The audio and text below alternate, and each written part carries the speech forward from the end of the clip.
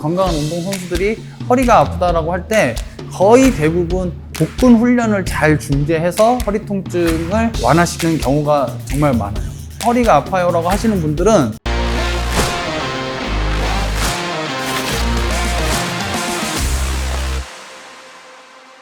안녕하세요. 비언&웨슬리 강윤중입니다.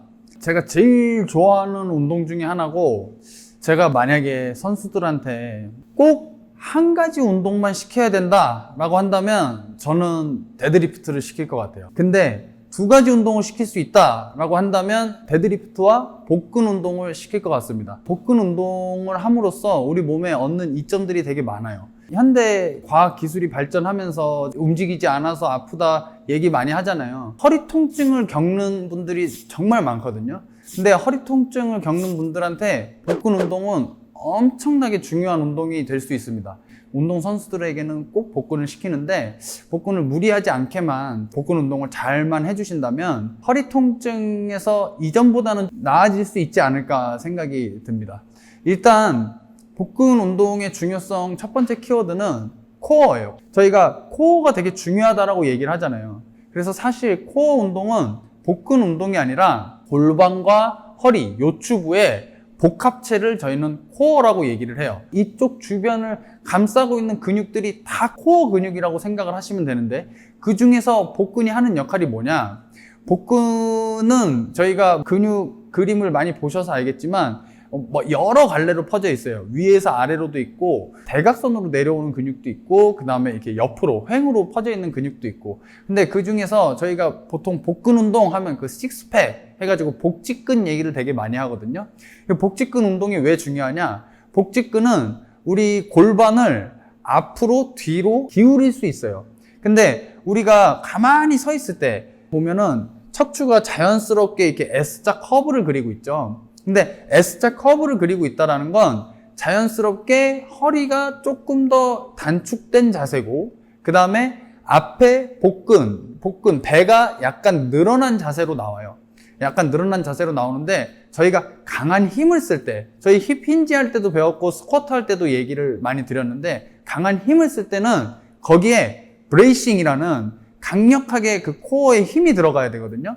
근데 그 브레이싱을 할 때는 자연스러운 S자 형태보다는 약간의 일자 형태가 더 중요합니다.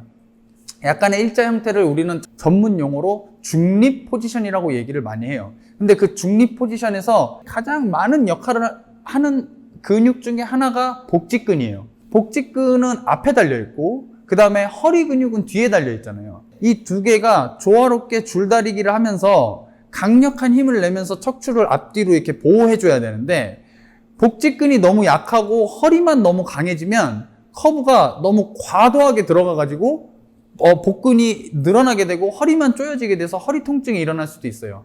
그리고 거의 대부분의 허리 통증 환자들이 허리의 근육에 힘을 못 빼서 허리 통증이 있는 경우가 정말 많습니다.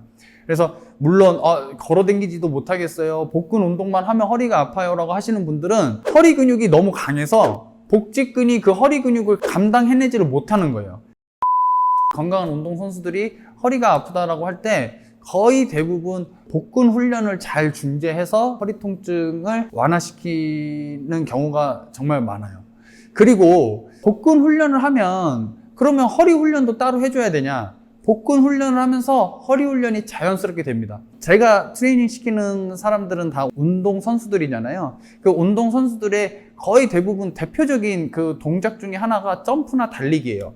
점프나 달리기는 저희가 전문 용어로는 그 백체인 도미넌스라고 해가지고 뒤에 있는 근육들을 주로 사용하는 동작들을 많이 해요. 그러면 뒤에 있는 근육들을 주로 사용하니까 뒤에 있는 근육들이 엄청나게 강해질 거 아니에요.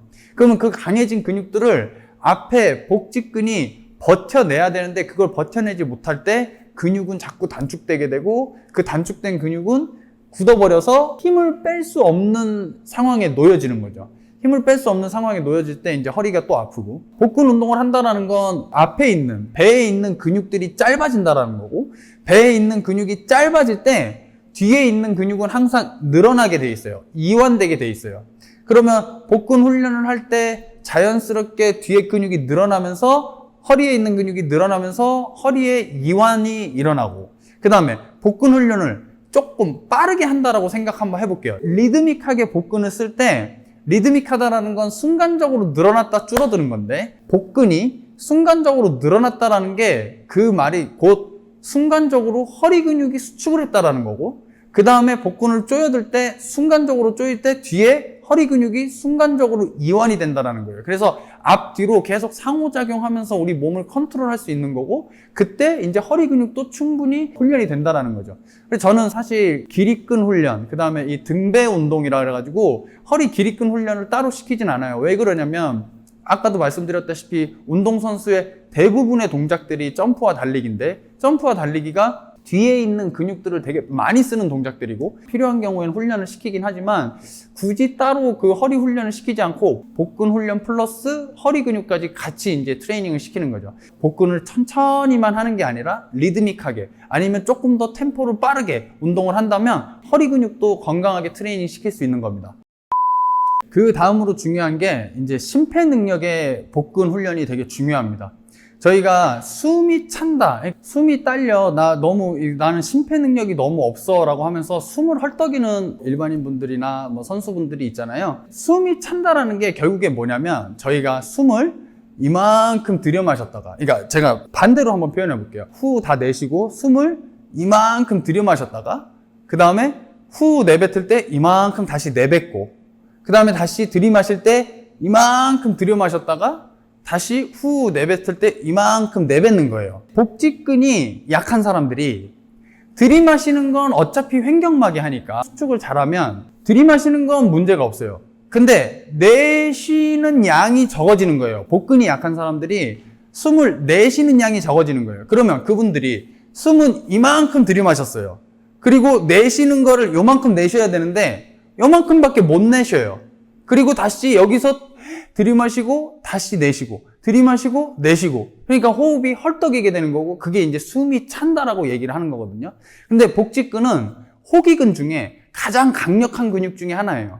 그 정도로 복직근이 강하면 내가 숨을 들이마신 만큼 강하고 빠르게 내쉴 수 있고, 강하고 빠르게 내뱉는다라는 건 그 다음에 다시 새로운 공기를 들이마실 수 있는 여유가 생기는 거잖아요. 그래서 그 복직근만 하셔도 심폐 능력이 좋아질 수 있는 효과가 여기에 있습니다. 복근 훈련을 천천히도 시키고 빠르게도 시키고 하면서 리드믹한 운동을 섞어가면서 허리와 복근을 동시에 트레이닝 시키기도 하고, 그 다음에 심폐 능력을 위해서라도 매 훈련 프로그램마다 복근 훈련을 마지막에 넣습니다.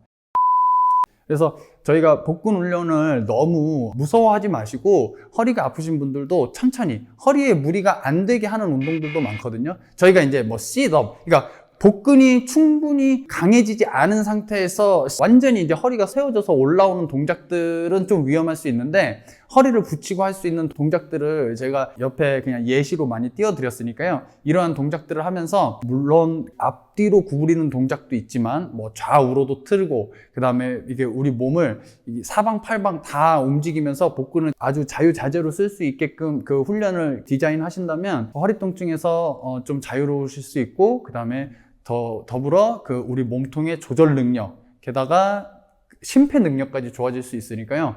항상 마지막에 복근 운동으로 운동을 마무리해 보시는 것을 추천을 드리겠습니다. 언제든지 궁금하신 부분이 있으면 질문 주시고요. 다음 시간에 뵙겠습니다. 감사합니다.